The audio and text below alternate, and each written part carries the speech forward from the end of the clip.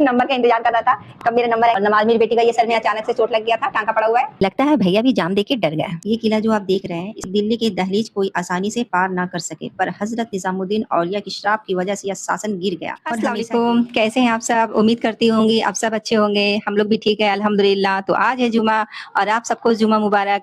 उम्मीद करती हूँ कि आज जुमा है तो आप लोग सूर्य कैफ पढ़िएगा, क्योंकि सूर्य कैफ से हमें जहन्नम का आग से भी बचते हैं और आखिरत के दिन हमारे लिए बेहतर होता है।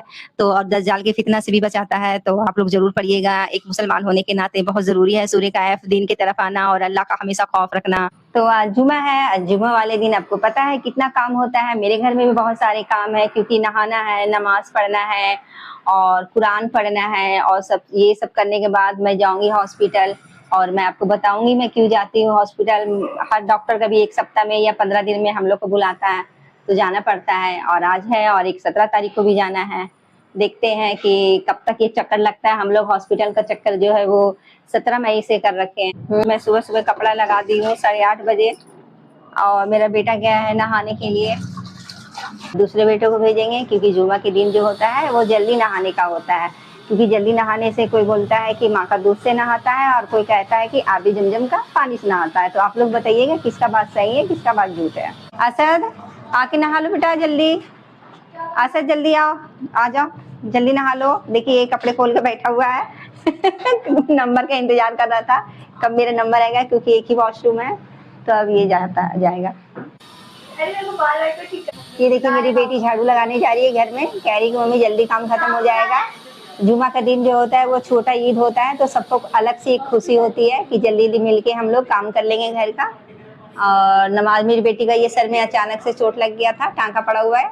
इधर दिखाना सभी ना, बेचारी शर्मा रही है। ये टांका पड़ा हुआ बेचारी का, आज टांका खुलेगा।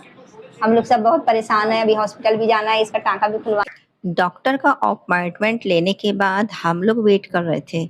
इतना रश तो नहीं था, पर कुछ ऑनलाइन दिक्कत आ रही थी, इसलिए काफी वेट करने के बाद हमारा नंबर आया। डॉक्टर को दिखाने के बाद हम लोग निकल गए थे कुछ खाने के लिए, पर मोस्टली शॉप इस टाइम बंद थी और जो खुली हुई थी उसपे हाइजीन का प्रॉब्लम था, इसलिए हम लोग रोड क्रॉस करके ई रिक्शा का वेट करने लगे। और दिल्ली में बारिश हुई थी, शायद इसलिए इतना रश लगा हुआ था, जाम लगा है। इसी वजह से इस रूट पर ज्यादा ऑटो नहीं चल रहा था और हम लोग को बहुत ज्यादा मुश्किल हो रही थी। मुश्किल से 4-5 ही ऑटो होगा इधर। एक तो दिल्ली में इतनी उमस वाली गर्मी पड़ती है, ऊपर से इतनी ज्यादा भीड़ होती है कि हम लोग क्या ही बोले। दिल्ली में बारिश बहुत कम होती है, अगर थोड़ा बारिश होती है तो और भी ज्यादा गर्मी महसूस होता है, उमस बढ़ जाती है। लेकिन अगर लगातार 2-3 टाइम बारिश हो जाता है तो मौसम तब ठीक होता है यहाँ का। एक ई रिक्शा वाले भाई आए हैं, हमने पूछा भैया हमें वहां जाना, आप ले चलिएगा। तो भैया ने बोला कि नहीं बहन, बहुत ज्यादा जाम लगा हुआ है, तो उसने मना कर दिया। खैर, लगता है भैया भी जाम देख के डर गए। जहाँ हम ऑटो का इंतजार कर रहे थे वहाँ बड़े बड़े अपार्टमेंट थे। आखिरकार एक भैया आए और हमने पूछा भैया चलिएगा, तो भैया ने बोला हाँ एकदम, अल्लाह का शुक्र है कि कड़ी धूप से निजात मिल गई। अब हमारा सफर शुरू होता है घर जाने के लिए।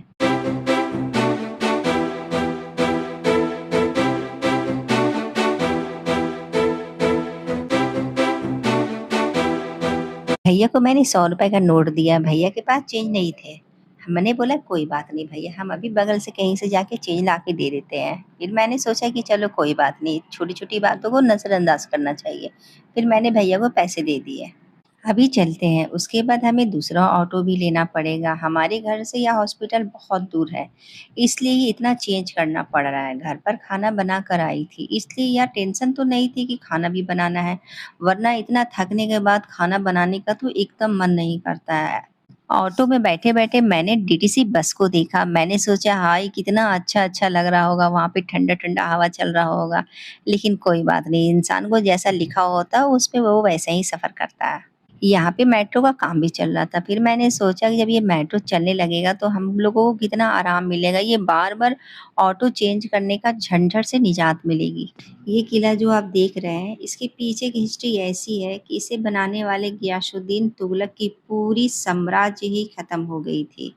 उन्होंने इसे इसलिए बनाया था ताकि दिल्ली के दहलीज कोई आसानी से पार ना कर सके, पर हज़रत निज़ामुद्दीन औलिया की श्राप की वजह से यह शासन गिर गया और हमेशा के लिए गियासुद्दीन तुगलक का ये गुरूर मिसाल बन गया कि इंसान को कभी भी घमंड नहीं करना चाहिए, क्योंकि अल्लाह पाक को हमेशा झुकता हुआ सर पसंद आता है। बातों बातों में हम घर भी पहुंच गए और वक्त का पता भी नहीं चला। मिलते हैं नेक्स्ट ब्लॉग में, तब तक अपना खूब सारा ध्यान रखिएगा। अल्लाह हाफिज़।